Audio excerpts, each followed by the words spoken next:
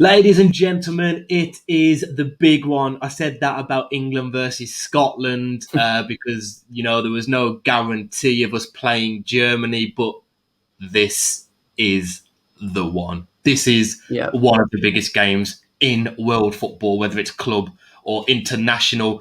Guys, hit that like button, please. It really, really does mean a lot. It helps our video shoot up, as I've said before, and hit that sub button if you like our content. Scott, I don't know what to say about this. I feel sick already. I really do feel sick, and we're still 2 days away. Um, let's kick off with how you think Gareth will set up against the Germans. I've got a little bit of a theory as to why he's been so defensive in all our games, including Scotland. I think it's because he kind of knew we had to face someone from the group of death in the last 16. So why would he go attacking against the Scottish, defensive against the Czechs, and then again defensive against, say, the Germans or the French? Why not keep that balance so that players know what they're doing and they're playing in a system for longer?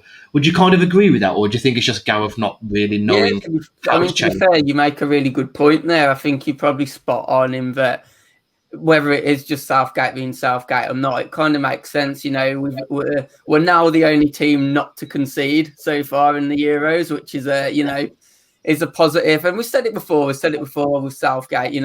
I don't care if he wins 1-0 for the rest of the tournament and it's boring to watch as long as he does that. I think in international football, maybe, not so much in, regular football, but international football, it's probably a bit more important for me to have that strong defensive base, which, to be fair to him, Yeah. we've looked good so far, haven't we, defensively, and as you say, I'm really nervous every time I think about it. I think everyone's going to be, and it's just set up, isn't it, for him to...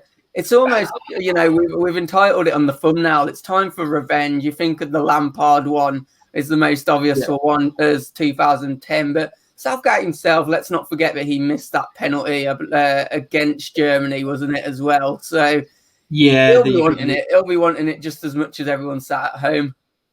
Absolutely. It's just one of those games where you think, the old cliche in football, it's got to turn eventually. Euro 96, Gaza, I think that game where we lost in 96, didn't we hit the woodwork twice in extra time? And Gaza missed that one at the end when he slid in at the back post. Then we lose on penalties. Frank Lampard. Surely the worm has got to turn. Surely, we've got to a bit of luck, a good performance for once. We can't lose again, can we? Can we? And the thing is, we get past this. I mean, we're doing this just as we found out that the Czech Republic have gone through. Of course, we've already beat them once already, haven't we? This tournament. So the route to the final, you've got to have eyes on it as a fan, and you're thinking probably Sweden, probably then. It could be a Finland or a Czech Republic to get to the final, if I'm not mistaken. Denmark, sorry, not Finland. That's Denmark. Yeah. No, you are right. I mean, you were wrong a little bit, but you are right in the premise. I think the winner of this game, you've got to say, I know it's the last 16 and this might sound weird, but the winner of this game is, would you say, is in the Euro final? You've got to beat Sweden or Ukraine in the quarters. You've then got to beat the Danish or the Czechs, a team that we've already beat in the groups, in the semis. And then you've got a final. Now, of course, that side is just packed. France, Portugal, Belgium, Italy, the works, Spain, Croatia. It's just, my God, what a lineup. But if we beat the Germans, you can't count on it, but we should be getting to... If we are losing to the Ukrainians or the Swedish or the Danish, you've got to ask serious questions, haven't you?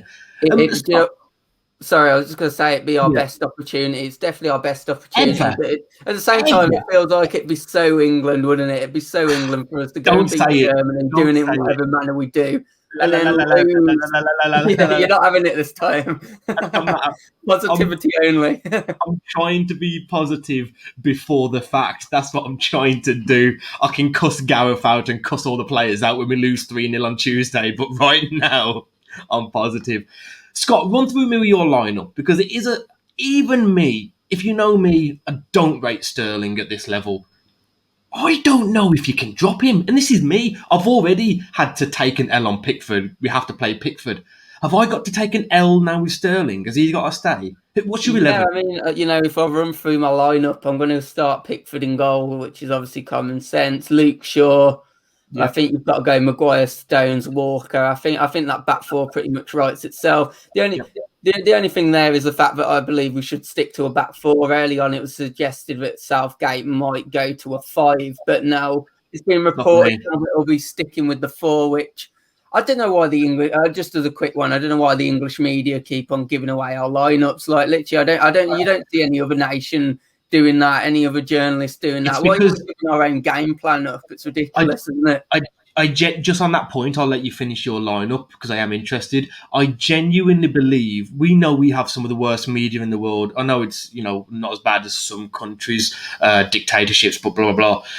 I just think they want to have a headline, so they're probably thinking, "Listen, if we leak this and we lose, we're going to sell 1 million papers."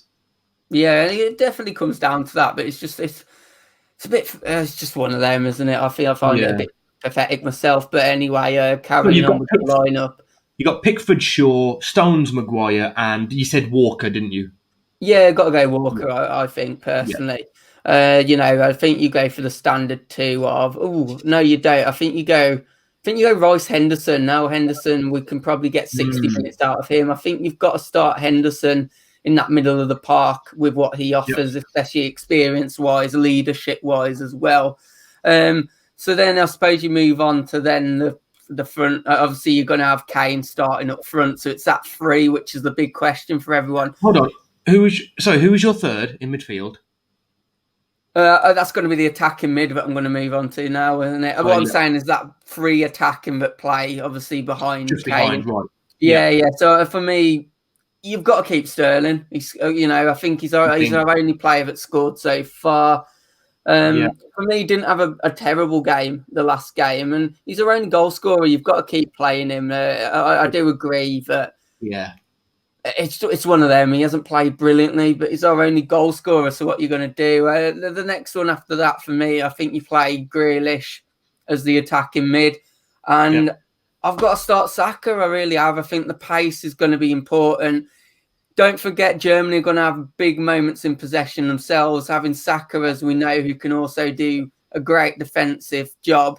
The big question is over Foden, isn't it? I mean, if you're going to include Foden, I'd rather potentially drop Grealish because I think he just doesn't get in for me. He just doesn't get in. Yeah. And then obviously Kane up top. I think for me, Saka, Grealish, Sterling. We saw it last game for the first 20, 25 minutes. They really interlinked well. Obviously they can both take up different wings. They can play down the centre. They can kind of do it all. So not saying that Foden couldn't, but for me, that's my forward 3. I mean, yourself, are you a similar lineup?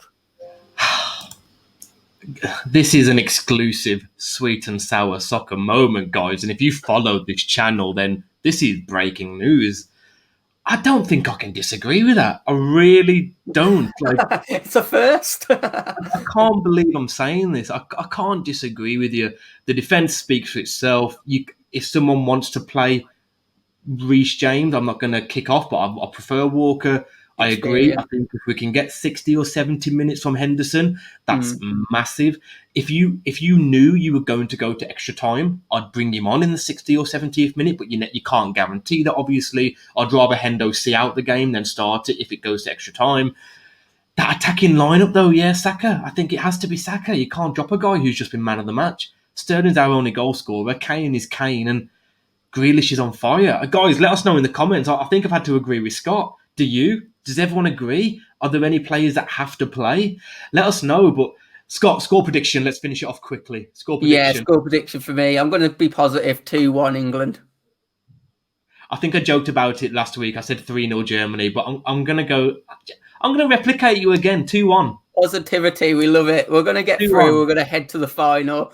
Guys, please hit that like button. Please subscribe to the channel if you're new here. And hopefully we'll see you on the next one. Come on, England.